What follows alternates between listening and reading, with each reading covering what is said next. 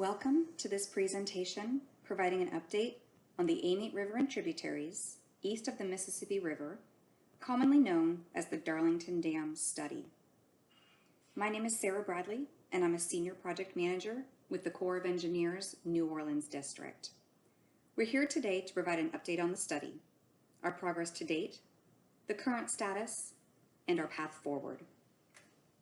I want to take just a moment to acknowledge the team we have working on this study, which includes several dozen folks on staff at the New Orleans District, as well as staff at the Department of Transportation and Development who participate on our study team. DOTD has been an incredible partner and instrumental in getting us where we are today. They have shared valuable data and information, including their numeric model, which we felt was important to ensure the state and the Corps were fully aligned and not duplicating efforts. So here's the agenda. We're going to start with the bottom line up front, which is essentially that dams are a big deal, and we are going to do the right thing for the people of Louisiana to ensure we can deliver a safe and effective project at the end of the day. Then I'll back up and explain how we got here and where we're headed. The key objective of this meeting today is to let you know what's going on, but it's really to try and gain your support and partnership on this project because it has very significant political, financial, and public safety implications for the state of Louisiana, and in particular, the residents of the Amite River Basin. So the bottom line up front is that building a dam is not easy. It doesn't come without risk. Dams require extensive analysis and engineering to make sure they are built safely. I put this slide together after spending about 20 minutes or so on Google searching for dam failures in the United States. You can see here that there is no shortage of dam failures in our very recent history. In fact, there have been several this year already. And I would wager a bet that they will continue to occur in light of the age of the majority of dam infrastructure in this country and the lack of proper maintenance and inspections occurring. Potential increases in rainfall and storm intensity in the future are likely beyond what most dams were designed to handle. And I'll just note here that the vast majority of dams in this country are not Corps of Engineer dams. Most are local or privately owned. But we certainly intend to do this right and avoid failures on our project, and that's why we're here today. The one outlier on this slide is the Teton Dam in Idaho. This one failed back in the 1970s, but I wanted to mention it specifically for a few reasons. First off, this was a federal dam. It was not built by the Corps of Engineers, but by the Bureau of Land Management. This was an earthen dam, much like the proposed Darlington Dam. There were poor subsurface soil conditions known in this area, much like the area where Darlington could be built. And there was a strong push to construct the project without the necessary upfront engineering analyses. This dam actually failed during construction, during the first filling of the dam, and 11 people died as a result of this failure. The dam cost about $100 million to build, and the federal government paid over $300 million in claims related to its failure. Total damage estimates have ranged up to $2 billion. So again, the point here is that building a dam does not come without risk, so doing the proper work up front is critical to ensuring a successful project and the safety of those surrounding it. I'm sure most people recall the Oroville Dam emergency back in 2017 in California. This one hits close to home for me, as it was about a half hour from where I went to college and where my parents were living at the time. I spent countless hours boating on this lake, swimming in its tributaries, and taking my students in grad school to the fish hatchery for science labs. And I have to admit that I really viewed it as part of the landscape because it was always there. I never really thought much of the risk. Well, as you know, 188,000 people had to be evacuated due to this emergency, including the area where my parents had lived.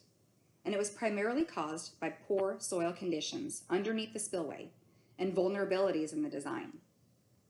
We know from studies done in the 1990s that there are concerns about soil conditions in the area around the proposed Darlington Dam.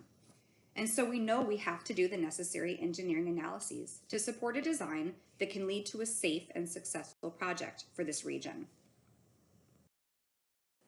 So again, we're going to do the right thing. After the last couple of slides, I know I don't have to tell you that recommending a large-scale earthen dam is a very significant decision. It's a decision that we all need to consider, as Congress will have to authorize it and appropriate funding for it. The Corps will have to build it, and the state of Louisiana will have to operate and maintain it for the life of the project and likely beyond. And the residents of the Amite River Basin will have to live near it, around it, downstream of it.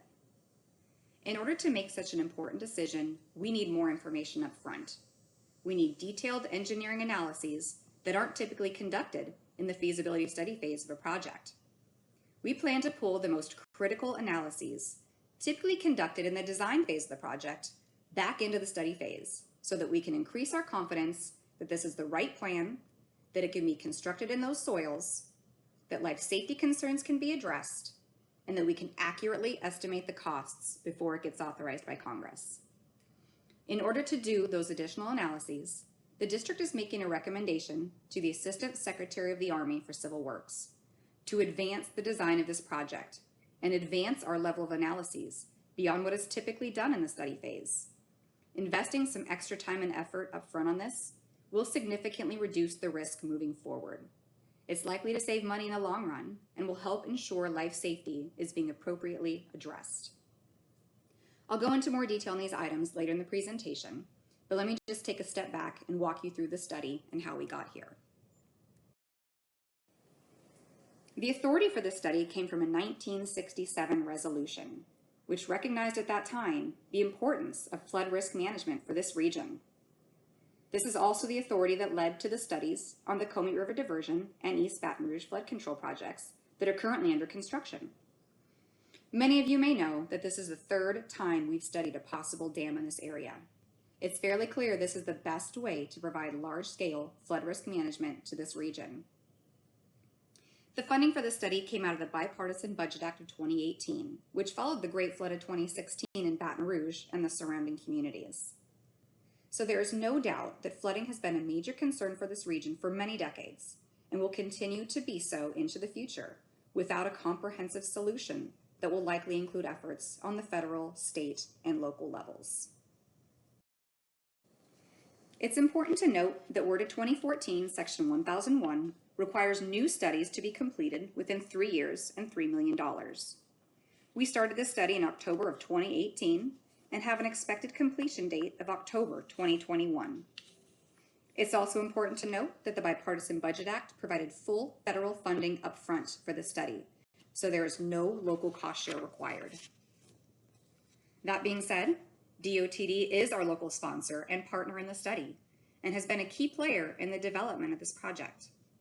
As with all core civil works projects, we partner through the study, the design, and the construction phases of the project, but the non-federal sponsor is responsible for acquiring the needed real estate for construction and for operation and maintenance of the project. This is especially important, as you can imagine, for a large-scale dam. And that's another reason why we want to fully understand the requirements of building a dam in this area before DOTD has to make commitments for cost share, land acquisition, and O&M responsibilities. So I want to take a moment just to talk about the study area. You can see it delineated here in the red outline in the graphic on the right. It is a very large study area, and we are trying to find a comprehensive, holistic approach to reduce flood risk to this entire area.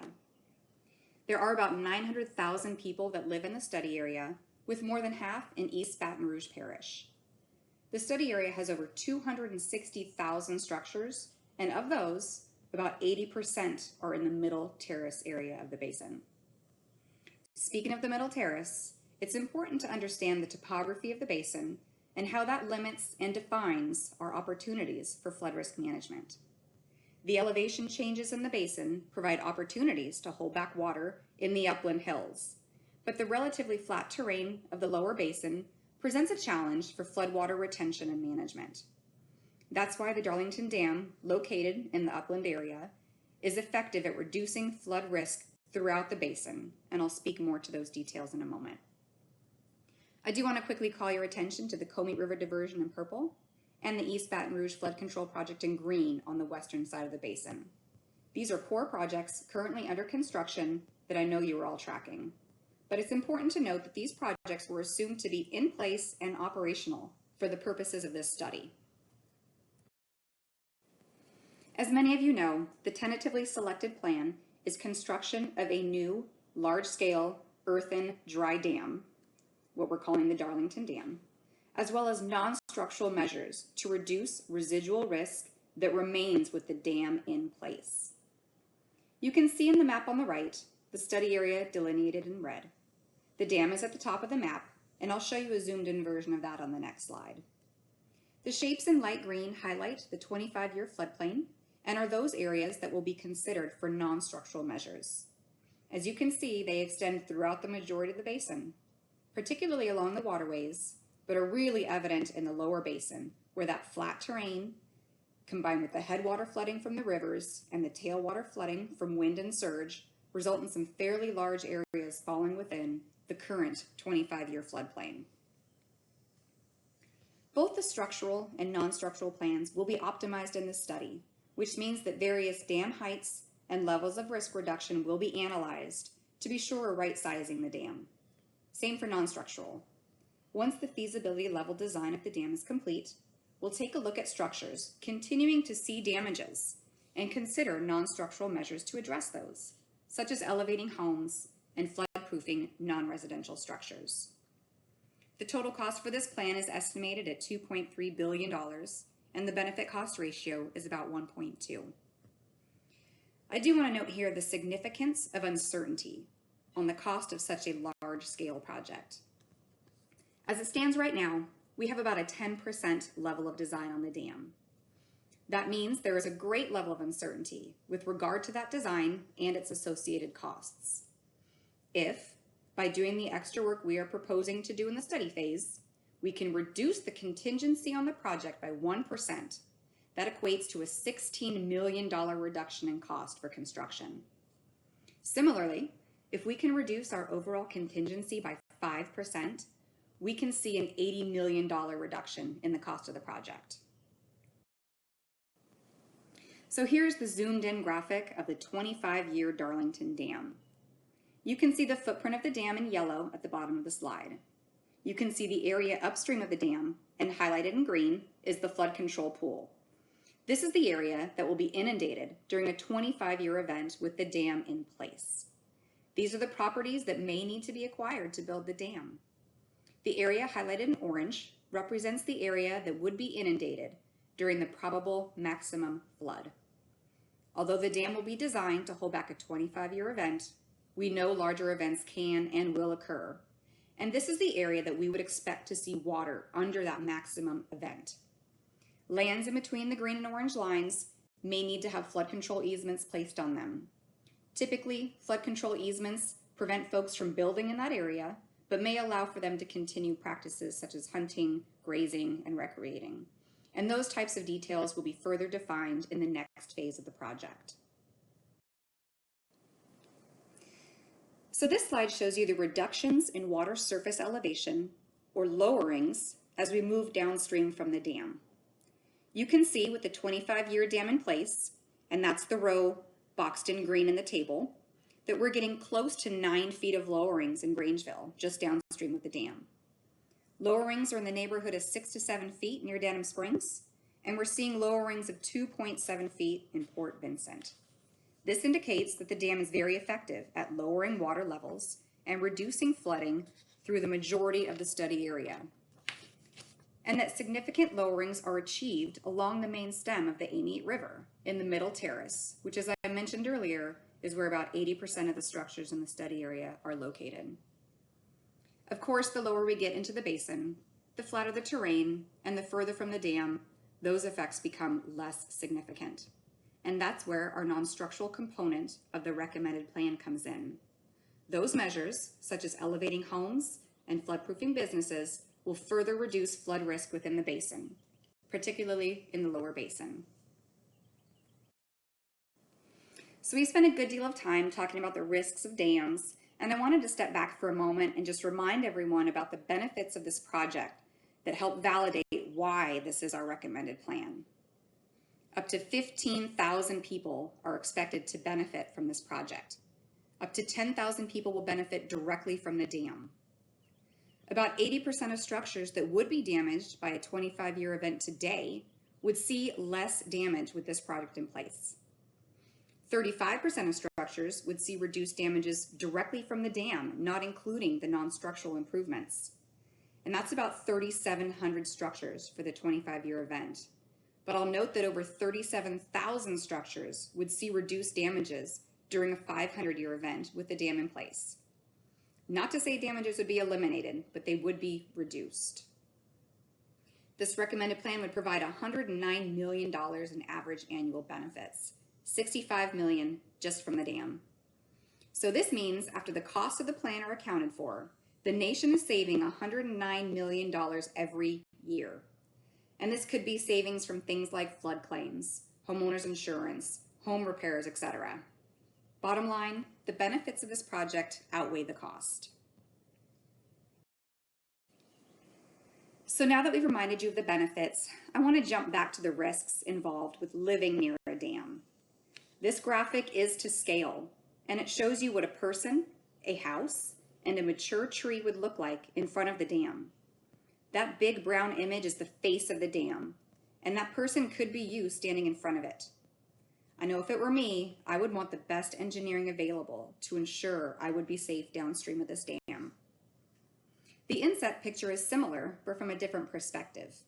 You can see the flood control pool behind the dam on the headwater side, and our person, house, and tree on the downstream or tailwater side. That green bar represents the wall of water that could potentially move downstream should the dam have a catastrophic failure when the flood control pool is at max capacity. Now we know this is a dry dam and intended to be dry most of the time, but under flood conditions, there will be water pooling up behind the dam, and that increases risk to life safety. Of course, I recognize these are the worst possible case scenarios to present, but the point is that dams come with risk and the stakes are high. Life safety is of the utmost importance, so we need to do this right. So I want to talk about our schedule for a moment. I won't spend a lot of time on this slide, but it does show you the major milestones that we've met to date. Starting back in 2018 when we signed the cost share agreement with DOTD, through development of alternatives, identification of our tentatively selected plan, and our agency decision milestone, which is corporate endorsement of that tentatively selected plan, as well as the several rounds of public meetings we've conducted over the last year and a half. We are currently in feasibility level design, and under our 3-year limitation, we would have a chief's report out in about a year from now, October 2021.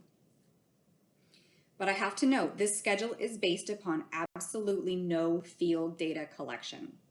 We know from previous reports and the work of others that there are poor soil conditions in the area of the dam, and that not much field work has been done to ground truth the feasibility of constructing this dam in the Amite River. There are many unknowns that could jeopardize implementation of this project if we can't try to get our arms around them up front. I think we would all be disappointed and disheartened if we pushed out a chief's report next year that Congress worked to authorize for construction, only to find that the project can't be built or can't be built safely. We need to know now what's out there to ensure we have something we can move forward on if construction authority is provided by Congress. So that brings me to where we are right now. We are requesting an additional $6 million and an additional 3 years and 7 months to do the right thing. I'll go into more detail in the next few slides, but this is what we believe is the minimum requirement to ensure we have an implementable project.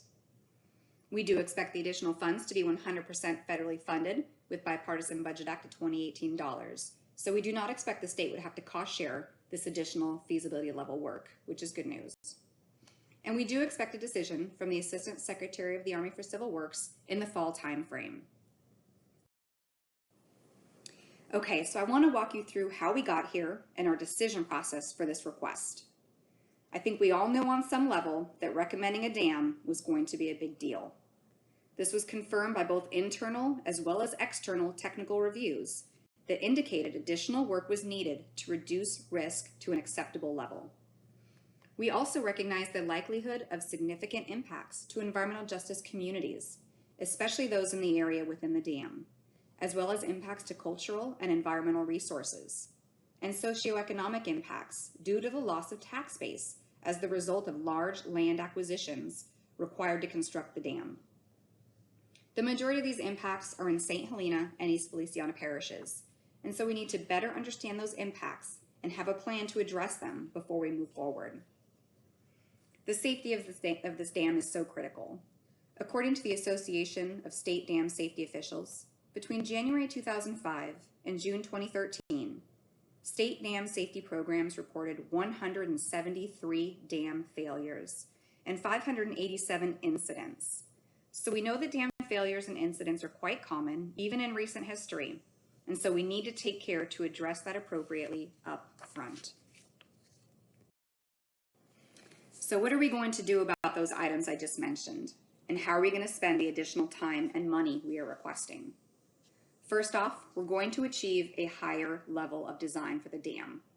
This means collecting field information and developing a level of design appropriate to inform constructability, which in layman's terms is somewhere around a 35% design, which is fairly standard for traditional core feasibility studies.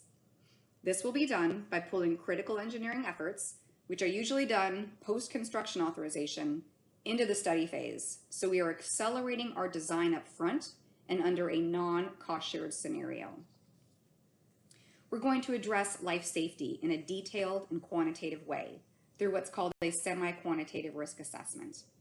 We will look at the various ways the dam can fail and the consequences of that, and we're going to do what's necessary from a life safety standpoint to address those concerns in our design up front. And we will better inform the public of the impacts and benefits of this project. As I stated previously, we need to understand the impacts to environmental justice communities and the socioeconomic and environmental impacts. We need to understand and disclose those impacts more clearly to the public and get their feedback on those impacts and any potential mitigation measures. So that brings me to the new schedule. This starts at the agency decision milestone, which was held in April, and it walks you through the next several years of analysis. We are currently optimizing the dam, which means we're looking at various elevations, lengths, widths, spillway heights, etc., to right-size the project. We will also be going out for right of entry shortly for field data collection. So I know you're looking at the schedule and thinking, why does it take 2.5 years to collect field data? So let me try and walk you through this in a little more detail. There's really a lot going on here. The first year, we will be conducting cultural surveys. As you all know, this area is very rich in history and cultural resources. So before we can go and dig up the ground to take soil borings, we need to complete cultural surveys so we can do our best to avoid and minimize impacts to those important resources. That takes about a year start to finish and does include some time for contracting and documenting the findings.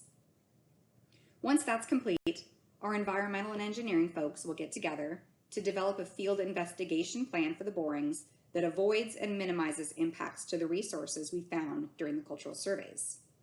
Once we have that plan in place, we will need to take another look at right of entry. Right of entry typically lasts about a year, and the properties that we needed to access for borings may differ slightly from the properties needed for the cultural surveys, so we're going to have to take another look at that. The work may be contracted out, so there's time in there for contracting actions. Then we'll start collecting the soil data to ensure the soils are appropriate to be the foundation for this large earthen dam. Those borings will be analyzed in a lab, and a geologic report will be developed. That report will be used to perform the geotechnical analyses needed to inform our design in regards to stability, settlement, and seepage of the soils at the proposed dam footprint. At that point, we'll go into our standard civil and structural design efforts and the usual tasks such as updating costs and benefits, drafting the feasibility report and the environmental impact statement, and so on. After reviews and finalizing deliverables, we intend to have a Chiefs report in April 2025. I understand you may have concerns about the additional time and funding required to complete these efforts, but we truly feel they are necessary and valuable to make sure we can get to the finish line on this project.